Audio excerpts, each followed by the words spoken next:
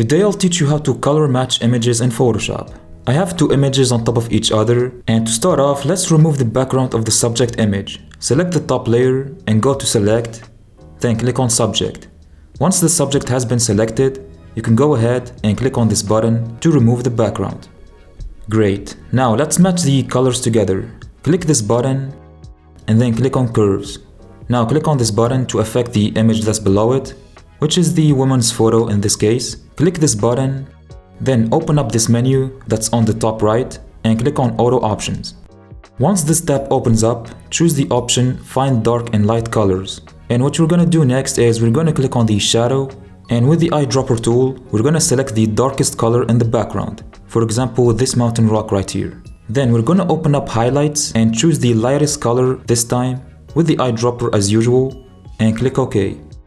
Now with the midtones, choose the color that's between light and dark and click OK. And then hit OK, save changes as default. Now for the final step, we're gonna add a filter on top. Click on the adjustment button again and choose color lookup. Open up this menu and choose a preset called Crisp Winter Look. If your image represents a desert or a warm area, you can choose Crisp Warm Look instead.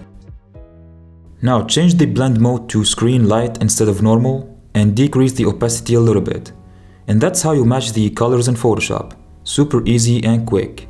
If you found this very helpful, please like and subscribe. Also, feel free to watch this next tutorial.